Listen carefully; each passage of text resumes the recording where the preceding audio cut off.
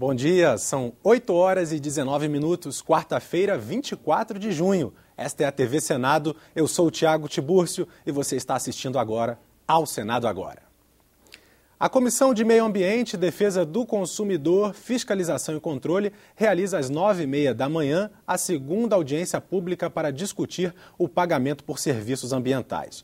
O mecanismo, previsto pelo novo Código Florestal Brasileiro, pode contribuir para a preservação das florestas e matas ciliares. Serviços ambientais são processos naturais dos ecossistemas necessários para a ocorrência de vida no planeta e de processos produtivos, como, por exemplo, a agricultura. O serviço ambiental é realizado pelo próprio ecossistema, mas o papel do ser humano é parte da tarefa. Hoje em dia é possível atribuir um valor econômico às atividades de recuperação de áreas degradadas, matas ciliares ou rios poluídos e remunerar os responsáveis por esse trabalho. É o pagamento por serviços ambientais, também chamado de PSA. Na primeira audiência pública, 2 semanas atrás, o representante do Ministério do Meio Ambiente disse que é preciso encontrar uma fórmula para dividir os custos desse pagamento. Ele destacou que, no caso do PSA, os custos são concentrados e os benefícios dispersos ao longo do tempo.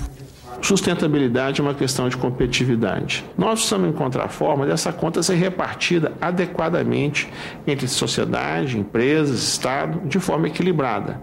Esse é o desafio que o Congresso vai ter na análise, na construção de uma legislação para a PSA. Uma floresta em pé não é só madeira. Ela tem oxigênio, ela tem água, ela protege o solo e uma série de benefícios que nós podemos ter decorrente da floresta em pé, que é a biodiversidade. Então, para isso, é preciso que a sociedade banque. O dono da terra, ele tem a terra como um bem de capital, para ele poder ter renda.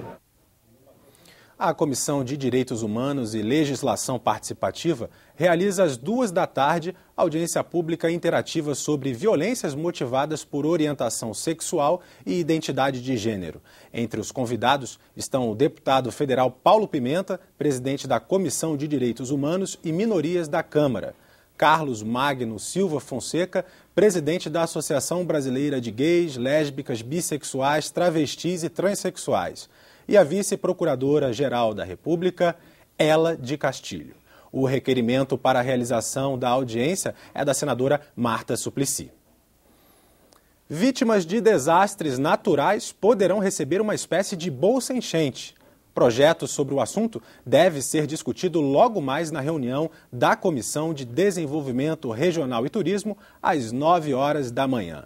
A repórter Sara Reis está lá em frente à sala da comissão e tem ao vivo os detalhes. Bom dia, Sara.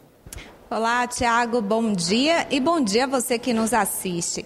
A ideia é que vítimas de desastres naturais recebam um cartão de crédito para comprar comida, medicamentos e produtos de higiene e limpeza. O dinheiro seria repassado pelo governo federal. Esses cartões já existem desde 2011, só que hoje eles ficam com os gestores estaduais e municipais para socorrer e dar assistência às vítimas e também para tentar reestabelecer a prestação de serviços públicos considerados essenciais.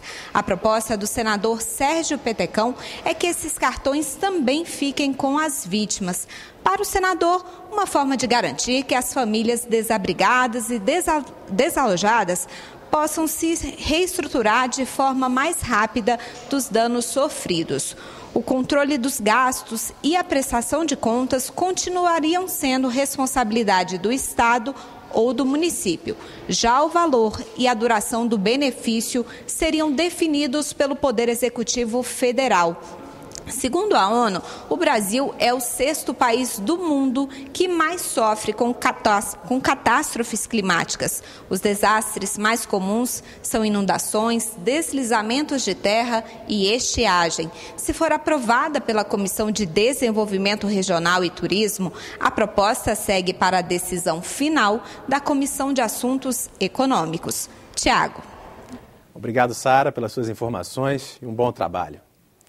E a comissão mista responsável pela elaboração da Lei de Responsabilidade das Estatais realiza audiência pública hoje à tarde, às 14h30. Foram convidados Arsênio Dantas, coordenador de controle externo da área de infraestrutura do Tribunal de Contas da União, e Daniel Sonder, diretor executivo, financeiro, corporativo e de relações com investidores da Bolsa de Valores de São Paulo.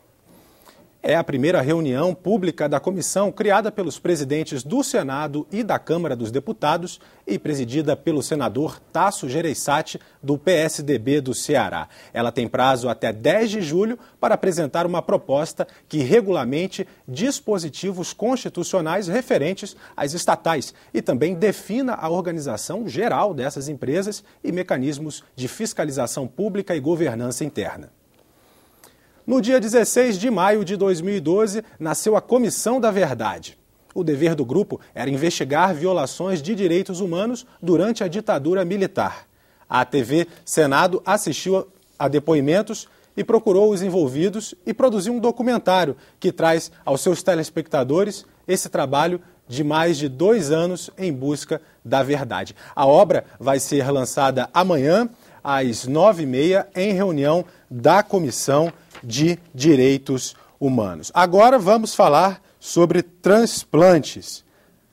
A Comissão de Assuntos Sociais pode votar hoje um projeto de lei que obriga órgãos públicos, civis e militares que utilizem veículos a dar prioridade ao transplante de órgãos, tecidos e partes do corpo humano destinados a transplantes. O relator da matéria, senador Valdemir Moca, comentou a iniciativa.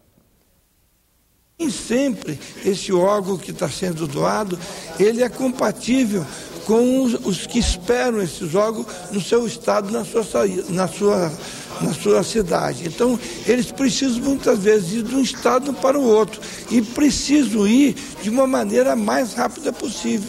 Daí, priorizar na aviação civil, fazendo um acordo com a aviação civil, com a aeronáutica, com a marinha, aonde for possível, e sempre priorizar e estabelecer diretrizes aonde isso fique muito claro, que o transporte de órgão e tecido ele precisa ser acompanhado de uma pessoa, ele tem a prioridade nesse lugar. E continua hoje a apreciação do relatório da Comissão Mista que analisa a medida provisória 671, que criou o Programa de Modernização da Gestão e de Responsabilidade Fiscal do Futebol Brasileiro. A reunião está prevista para as 5h da tarde. A medida provisória vence no dia 17 de julho. A Comissão de Constituição, Justiça e Cidadania sabatina logo mais às 10h candidatos ao Conselho Nacional de Justiça. Mas o destaque da pauta é a apreciação de projetos alternativos à redução da maioridade penal. A Comissão de Constituição, Justiça e Cidadania pode aprovar, na reunião desta quarta-feira, um substitutivo a 2 projetos de lei que alteram o Estatuto da Criança e do Adolescente, ampliando para até 8 anos as penas dos menores infratores que praticarem, mediante grave ameaça ou violência, condutas tipificadas como crimes hediondos.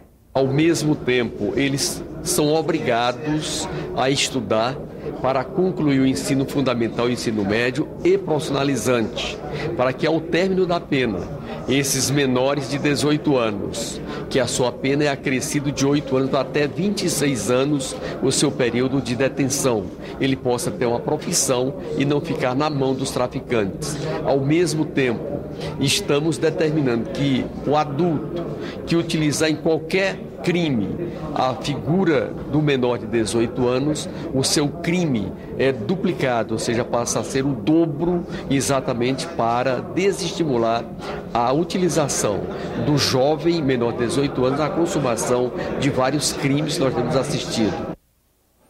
E a Comissão de Serviços de Infraestrutura faz daqui a pouco, às 8h30, a sabatina com Marcelo Vinô Prado, indicado para o cargo de diretor da Agência Nacional de Transportes Terrestres, a ANTT. A pauta da comissão traz ainda vários requerimentos. Ficamos por aqui. No decorrer do dia, você acompanha outras informações nos boletins do Senado agora. Enquanto isso, continue assistindo a nossa programação.